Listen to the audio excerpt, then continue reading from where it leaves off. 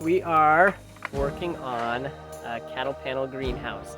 So we've got several cattle panels. What's so funny? Just, I wanted to be seen, I guess. She's such a hottie. She always wants everybody to see. So we've got the cattle panels lined up, just arched over, as you can see. And the nice thing about these cattle panel greenhouses is you can really go as long as you want to. You just add another panel. So each panel is about 4 feet. And on the sides, we've got railroad ties to keep them in the arch. And we'll show you some steps along the way too, where we screw into the railroad ties and put some fencing staples into the railroad ties to keep everything in place. Right now what Kelsey's working on is getting some PVC pipe around. We do that only on the ends, and that's because there is some wire on these cattle panels that sticks out a tiny bit as part of the fencing, and that would rip holes in your greenhouse plastic. So we put the PVC pipe over to make sure that it doesn't rip a hole. So we took a... I'm making this video to get out of work. Yes, that's right. I'm just trying to get out of work and let Kelsey do all the work. So we just ripped down this with the table saw to cut a hole in that PVC pipe, and that's what we use to wrap it around. These are old ones. We went and got the one from my mother-in-law. She was willing to give us her cattle panel greenhouse because she doesn't use it anymore. We had built one at our last house, and we hadn't made one here yet, but since she wasn't using hers, she was nice enough to let us take the parts from hers, and we're remaking it. So anyways, we'll show you kind of the steps along the way.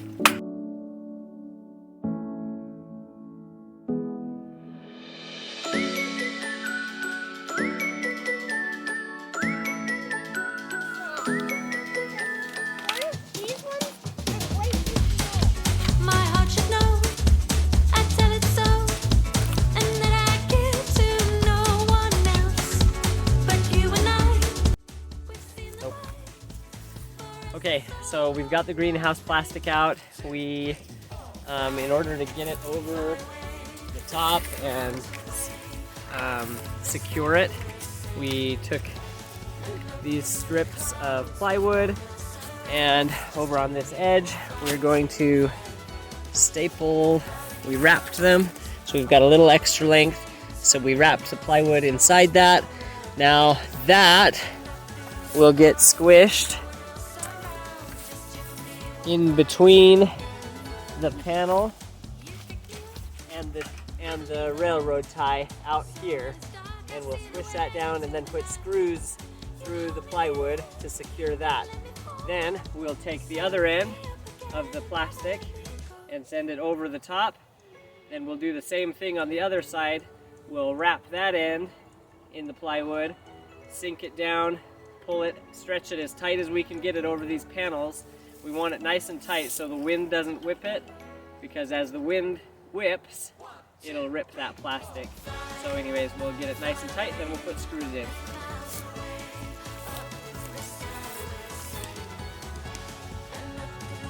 We like it to be a little crooked.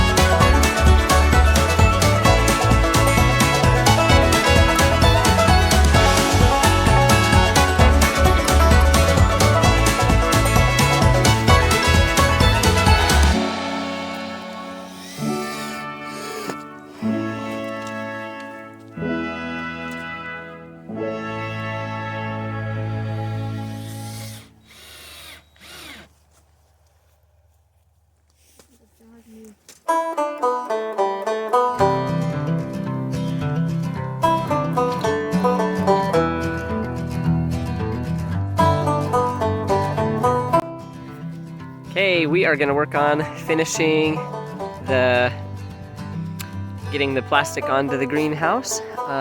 We got it mostly on the other night, and it wasn't quite tight enough in a couple of spots, so we wanted to redo that and make it a little tighter anyway. But we also noticed that we made a mistake with the way we rolled these boards into the plastic to be screwed into the railroad tie. I don't know if you can tell, but we rolled it from the outside, which would mean when the water runs down the outside of the greenhouse, it's gonna go inside here, and that's just gonna cause water to puddle and freeze in there and just cause extra problems. That's where it'll rot faster. So we're actually gonna take it out, and then we're gonna roll it inward instead, so that the water just runs straight down into the ground between this and the railroad tie.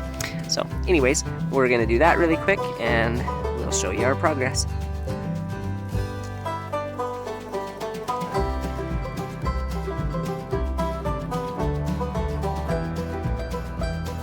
Okay, so now we're gonna go along.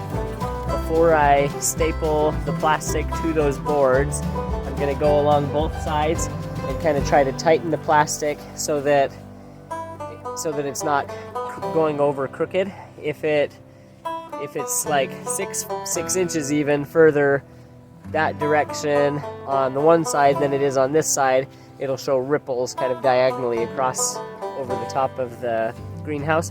So I'm gonna tighten it all up right now before I staple it, and that should prevent it from getting all weird and goofy when we fasten them in. Hi. Oh, we just go to the inside.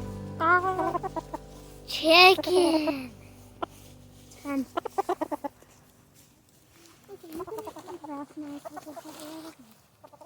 Can I staple it? So now I've just got the staple gun, and we're gonna go down and we're gonna staple it to those little OSB or plywood boards or strips that we have in there, and that'll make it easier to wrap it up consistently. Can I try? Can I do it? Come help me.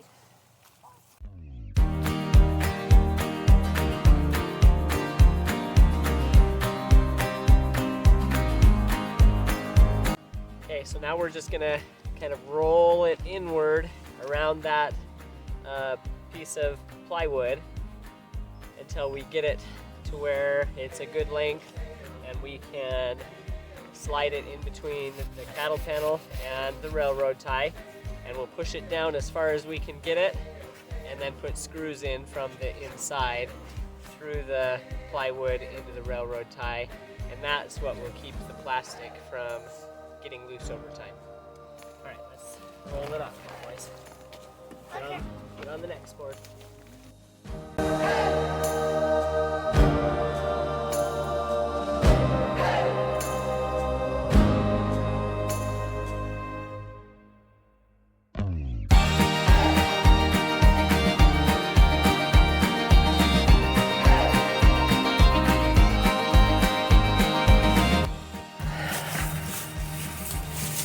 So on the side we did the other night, we found this spot that looks pretty loose. It's probably because when we stapled it to the boards, it was kind of dark and we couldn't really see very well. So the board probably just wasn't straight all the way across the plastic. So we're loosening it, then we're gonna pull the plastic tight around the board, and then we'll tighten it back into the railroad ties again. I don't know if you can see what I'm talking about when I say it's loose, but Did you get the last one? One right there. So you can see I can stick my hand straight through, and it's pushing the plastic way out like that. You don't want it to be that loose. I'll go show you in another spot where it's a little tighter. So here on this side that we just did, I can really only get it pushed out partway, halfway down my fingers basically. So you can see there's a big difference on the tightness here versus down there where we're about to redo. You really want it good and tight, otherwise the wind will catch it and whip it, and that's what that's what ruins your plastic over time, especially in windy areas like we have. All right. Okay, are all the screws out, boys?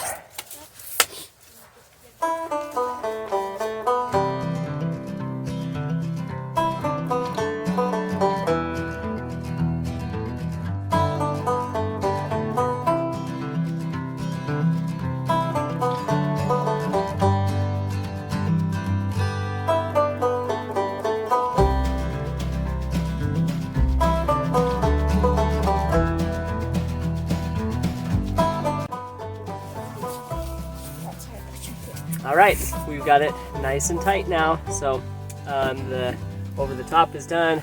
Another day we'll come out and we'll get the end walls on. So anyways, that's how we're doing it. Adios. Bye. Bye. So all we've got here are the chain link panels like you would have for a dog run or something like that. So that's what we use for the door in and out. Is that panel for the dogs.